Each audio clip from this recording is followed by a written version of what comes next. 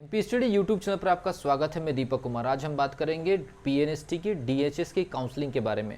बहुत सारे स्टूडेंट्स इस पर्टिकुलर एग्जामिनेशन में डीएचएस की काउंसलिंग को लेकर के क्वेश्चन पूछ रहे हैं कि सर पिछली बार जो पीएनएसटी का एग्जामिनेशन हुआ था उसकी डीएमई की काउंसलिंग तो लगभग खत्म हो चुकी है, लेकिन डीएचएस का कोई भी अपडेट नहीं आया, तो ऐसी स्थिति में हम क्या काम करें।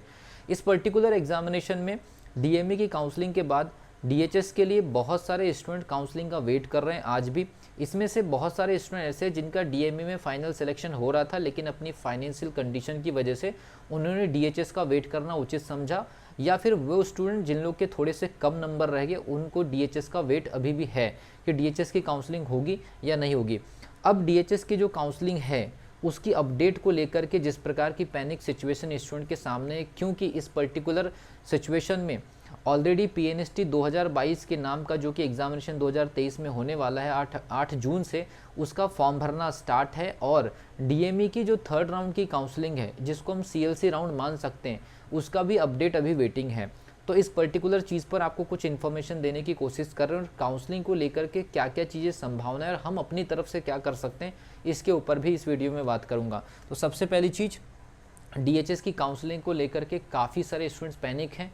उसमें से 570 सीट जो पुरानी पहले से डिक्लेयर थी उसको लेकर के जिन स्टूडेंट को लगता है कि 570 सीट पर काउंसलिंग होगी तो हमारा फ़ायदा हो जाएगा या हमारा सिलेक्शन हो जाएगा, जिन स्टूडेंट्स को 1050 सीट की उम्मीद है, क्योंकि आप जानते हैं जीएनएम के पुराने ट्रेनिंग सेंटर सभी पीएनएसटी में कन्वर्ट कर दिए गए हैं, और डीएमई पीएनएसटी के रिजल्ट आने के बाद उस पर्टिकुलर रिजल्ट के बाद एक नोटबुक में ये लिखा गया था कि लोक स्वास्थ्य परिवार कल्याण विभाग के समस्त जो जीएनएम के कॉलेज हैं और आपके जो बीएससी नर्सिंग के महाविद्यालय उनमें नर्सिंग की काउंसलिंग होगी, लेकिन डीएमई की काउंसलिंग हो चुकी है, डीएचएस की काउंसलिंग अभी तक नहीं हुई है। तो बहुत सारे स्टूडेंट्स को 1050 सीट के हिसाब से भी उम्मीद है। अलग अलग कैटेगरीज के लगभग 70-80 स्टूडेंट्स का वहाँ पर बेनिफिट हो जाएगा अगर 1050 सीट पर काउंसलिंग हो जाए। तो स्टूडेंट का क्या ओपिनियन निकल करके आ रहा है, गाइडलाइंस मेरे तरफ से क्या होगी और उचित क्या क्या स्टेप्स लिए जा सकते हैं इस काउंसलिंग को लेकर के, सारी डिटेल हम बात करेंगे।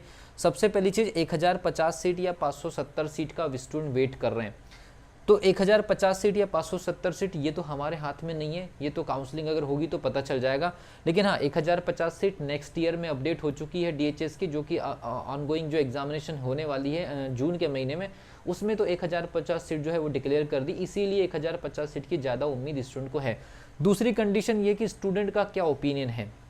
बहुत सारे स्टूडेंट्स अलग अलग जगह पर फ़ोन कॉल्स वगैरह करके पूछ रहे हैं, तो उन्हें अलग अलग मिक्स तरह के आंसर मिल रहे हैं। कुछ लोग कह रहे हैं कि सामने से ये रिप्लाई मिल रहा है कि अब डीएचएस की काउंसलिंग होगी ही नहीं। कुछ स्टूडेंट ये बता रहे हैं कि उनको अभी भी अलग अलग नंबर्स के बारे में जानकारी दे रहे हैं कि यहाँ कॉल करते तो वहाँ कॉल करने के लिए के बताते, मतलब उचित इन्फॉर्मेशन नहीं है। और कुछ जो है फ़ोन कॉल ही नहीं लग रहे। कुल मिलाकर के ये हम ये मान सकते हैं कि अभी डीएचएस के विभाग के तरफ से कोई भी ऑफिशियल नोटिफिकेशन नहीं आया है काउंसलिंग को लेकर के कि वो काउंसलिंग में जा रहे हैं या नहीं जा रहे हैं। लेकिन बस वही है कि पीएनएसटी के रिजल्ट आने के बाद जो रिजल्ट नोटबुक में जो उन्होंने क्लैरिफिकेशन दिया था उसके आधार पर हम ये मान सकते हैं कि हाँ काउंसलिंग कराएंगे।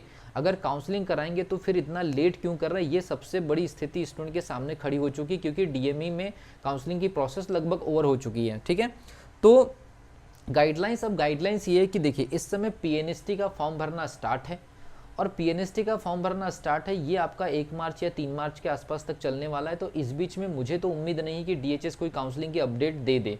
अगर उन्हें काउंसलिंग करानी भी है तो इस बीच में वो काउंसलिंग की अपडेट नहीं देंगे, क्योंकि फॉर्म सभी स्टूडेंट से वो भराना चाहते हैं। इसलिए फॉर्म, आप अपना फॉर्म तो भर दीजिए, एटलीस्ट अपना फॉर्म भर कर रख दीजिए। दूसरे कंडीशन है कि डीएमई के सीएलसी राउंड का तो वो कहीं वेट नहीं कर रहे हैं, मतलब फॉर्म भरना एक तरफ से स्टार्ट है, डीएमई की सीएलसी भी इस बीच में फंसी हुई है। तीसरी कंडीशन, अगर आप फॉर्म भर रहे हैं तो अपना रिवीजन करना स्टार्ट कर दीजिए। रिवीजन इन द सेंस आप लोगों ने ऑलरेडी स्टडी किया हुआ है, तो आप अपना थोड़ा थोड़ा रिवीजन, थोड़ा थोड़ा नहीं, अब थोड़ा सा फास्ट रिवीजन आप स्टार्ट कर दीजिए जब तक ये डीएचएस का कोई ऑफिशियल नोटिफिकेशन काउंसलिंग को लेकर के नहीं आता है। अपने दिमाग में कहीं बैक एंड माइंड में बिल्कुल क्लियर रखिए कि जून वाले एग्जामिनेशन के लिए आपको एटलीस्ट तैयार रहना है। अगर बीच में काउंसलिंग आ जाती तो ठीक है, आप लोगों के लिए जो सिलेक्शन प्रोसेस होना है वो तो हो ही जाएगा। अगर इस बीच में कोई उलटफेर हो गया तो आप लोग अपनी प्रिपरेशन से बाहर ना हो जाए, इसलिए फॉर्म भर के अपने रिवीजन पर फोकस ज़रूर करिए। अब एक बात और आती है कि हम अपने तरफ से कुछ उचित स्टेप्स ले सकते हैं या कुछ रिक्वेस्ट लेटर वगैरह डाल सकते हैं क्या विभाग को। तो उसके लिए हम उचित जो प्रोसेस है वो स्टार्ट करने वाले हैं 25 फरवरी के बाद, कि क्या हम वो लेटर फॉर्मेट या कोई रिक्वेस्ट लेटर या विभाग को या फिर उचित अधिकारी को या किसी को भी या कुछ उचित पर्सन को अगर हम ये लेटर लिख सकते हैं तो लेटर का फॉर्मेट क्या होगा, उस लेटर में कौन कौन सी इन्फॉर्मेशन हमको देनी होगी अपडेट के रूप में, ताकि पूरी की पूरी एक लीगल रिक्वेस्ट हम भेज सके डीएचएस की काउंसलिंग को लेकर के। तो हम अपने तरफ से जो स्टूडेंट हमसे जुड़े हैं उनको ये लेटर बना करके देंगे, वो अपने नाम के साथ में बाकायदा स्पीड पोस्ट के साथ में इस चीज़ को भेज सकते हैं। अगर कॉल के माध्यम से अगर मान लीजिए कांटेक्ट नहीं हो पा रहा है तो स्पीड पोस्ट में विदिन 3 to 4 डेज़ के अंदर ये चीज़ें जगह पर पहुंच जाएगी और उसका उचित रिप्लाई आने का जो कुछ भी सिचुएशन बनेगा आपको पता चल जाएगा न्यूज़ के माध्यम से या और दूसरे माध्यम से, या फिर हो सकता है डीएचएस के ऊपर अगर किसी प्रकार का प्रेशर अगर आ गया ऊपर से, या मान लीजिए हमने सीएम को ही लेटर लिख दिया, तो इस प्रकार से अगर हो जाए तो ये उचित स्टेप हो सकते हैं कि या तो हम उचित विभाग को रिक्वेस्ट लेटर डाल दें या फिर उचित पर्सन को हम रिक्वेस्ट लेटर भेज दें, लेकिन उस रिक्वेस्ट लेटर में क्या क्या इन्फॉर्मेशन हमको अपडेट करनी चाहिए ताकि ये जो इन्फॉर्मेशन उचित व्यक्ति के पास अगर पहुँचे। तो ये उचित व्यक्ति कौन होंगे, ये हम कुछ स्टूडेंट के साथ में ये लेटर वगैरह प्रिपेयर करेंगे और इसको भेजने की कोशिश करेंगे बहुत जल्दी 25 फरवरी के बाद।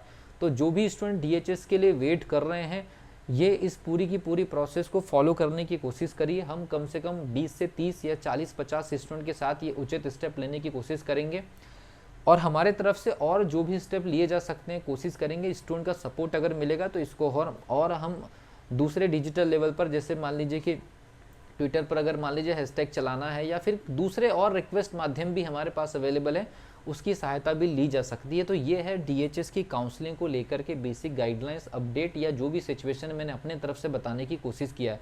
अगर किसी भी स्टूडेंट को किसी भी प्रकार का कोई प्रॉब्लम या रिक्वेस्ट या आपके पास अगर कोई इन्फॉर्मेशन है तो कमेंट सेक्शन में जरूर लिखिए। मिलता हूँ अगली वीडियो में, तब तक के लिए wish you all the best.